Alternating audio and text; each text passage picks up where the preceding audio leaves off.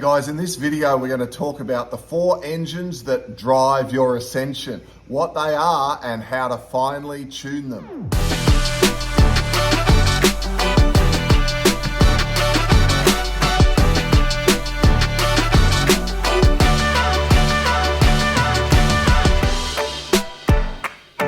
So there's this idea, guys, that we have 4 engines which assist with our ascension. They're a vital part. And what that is it's the 4 parts of our being all interacting to influence the overall mind, body, spirit complex. So these 4 are the physical, the emotional, the mental, and the spiritual aspects of our being.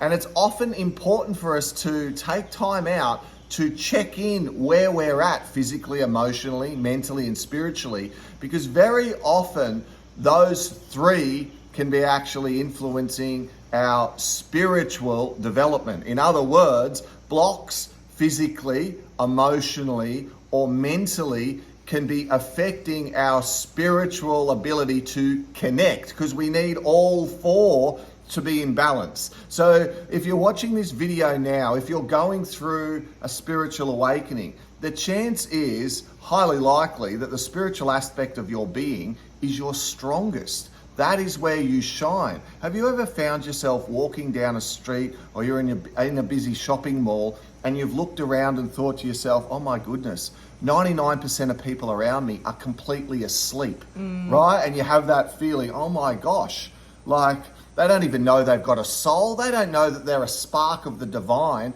down here in the 3D physical form, learning about Source, or helping Source to understand itself through our emotional journey, through our soul contract. And many of you have probably come in with a mission, and you're starting to awaken to the power of just that aspect of your 4-part being, the spiritual aspect. But Rox, often those others move out of balance, hey? Yeah, so when we first started, we worked on our physical engine to get that engine running really well. And that's like exercise and what we're putting into our body, what we're fueling that part engine with. And that's just like eating conscious food, drinking lots of water, and, you know, deleting anything manufactured or artificial out of our diet. And we noticed a really like better connection to Source and the galactic consciousness when we just did that.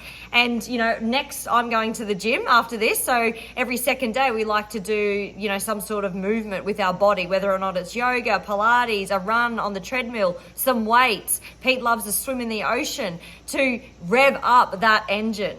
Yeah, guys, it's a little bit like if you're out of balance, let's say, just for the physical example, if you're out of balance, in other words, if you're in pain or you're exhausted, or of course, if you're really hungry or thirsty, you get the idea. If you're out of balance in the physical aspect of your being, it's going to influence your ability to connect. Yeah. So you bring the physical body into balance the best you can, doing the best you can to look after the physical vessel. So then the physical vessel is no longer a hindrance. It's not a block and weighing the team down. So when the physical engine's going well and you've got this strong spiritual connection wanting to connect better, then you might choose to go to, let's say, the emotions, right? Yeah, the emotions. And that really was the next step for us. When we were looking for answers when we first had our awakening, you know, we were pretty fit and healthy and went to the gym and ate consciously, but there was still a part of our aeroplane missing, and that was the engine of the emotions and opening up the heart-brain coherence, cleaning out the density, the trauma that's suppressed upon layers and layers and layers through your lifetime, through past lifetime and your galactic lifetime. Now, when you have an awakening and you're working on this engine, generally you're probably just working on this lifetime. That's the starting point. And then there's patterns and themes that thread through from past lifetimes in some cases. For me, this was very prominent. For Pete, not so much. He hasn't really reflected into many past lives and seen patterns. He's kind of emotional vessel was clean when he incarnated into this body, into this lifetime. Hey.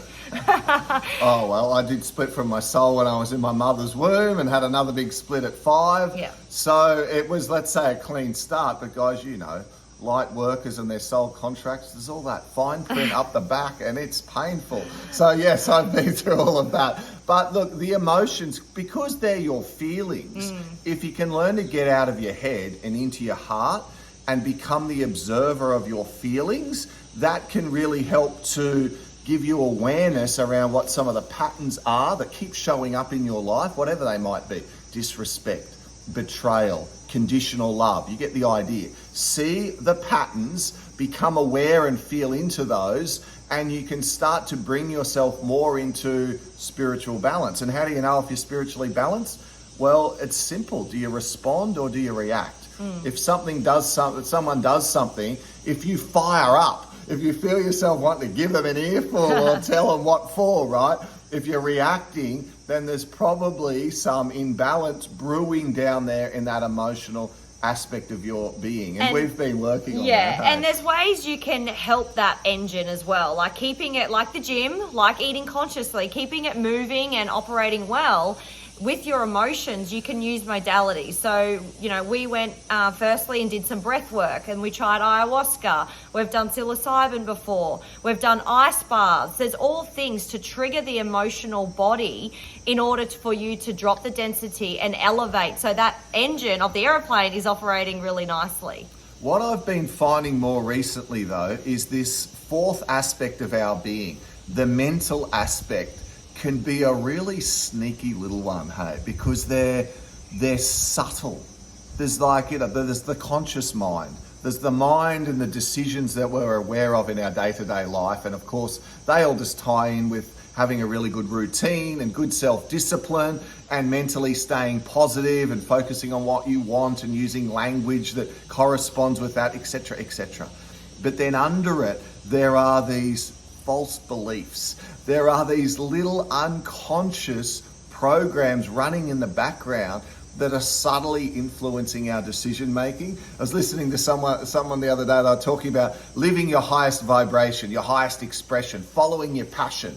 And when you get an amazing idea, when you get something and your initial response is, I could really get excited about that.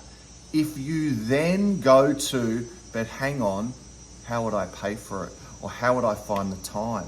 Or what would people think?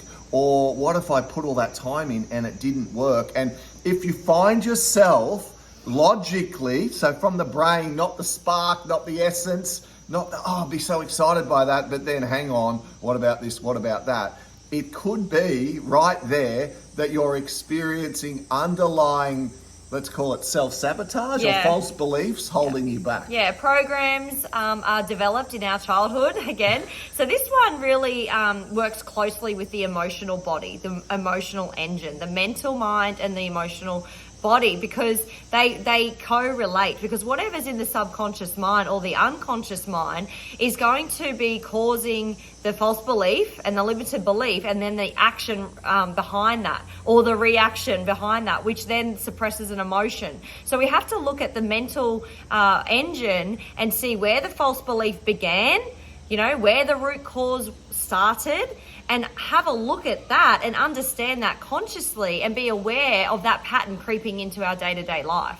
So guys, it's a good time still at the start of this year to be even pulling out a piece of paper and thinking about those four aspects of your being. Divide the page up into four, right? Physical, emotional, mental, spiritual, and then jot down some areas in there that you could work on to develop more. Perhaps in the area of your spirituality, you just like to get into a more regular meditation process. Perhaps in your meditation, and you're doing it at the moment, but you would like to take it to the next level or be able to meditate for a little bit longer.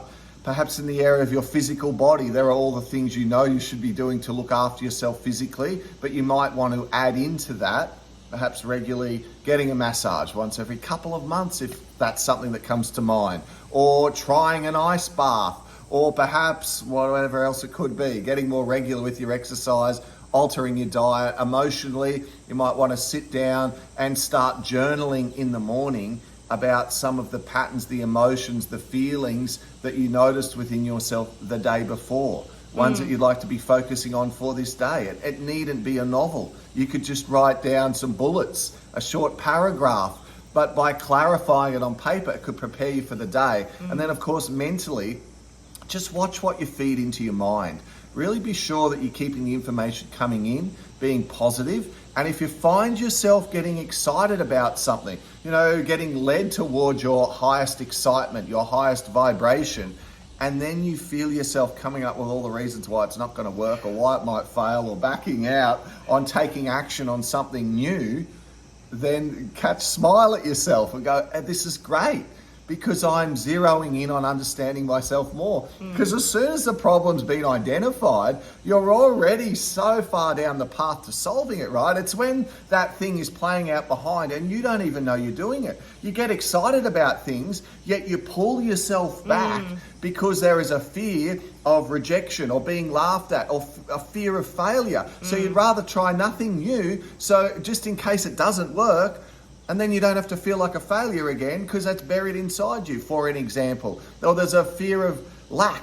So you never want to buy something or experience something, or even, in a big example, try something new because what if I do it and I don't like it, or it doesn't work? Oh, and then I've paid the money for it and wasted it. Oh, that'd be just terrible. See how the false, but they're subtle, guys. This is one for myself that I'm continually trying to catch myself on.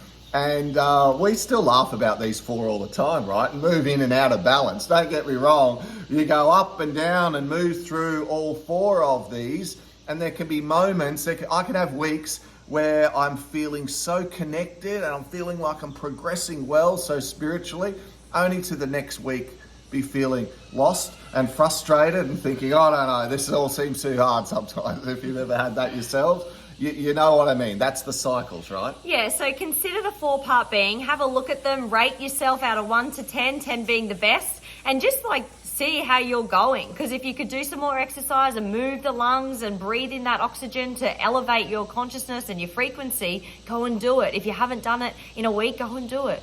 And be good in all of the 4 parts as best as you can. That's how you're going to raise your vibration, have a better connection, and just receive more knowings and wisdom.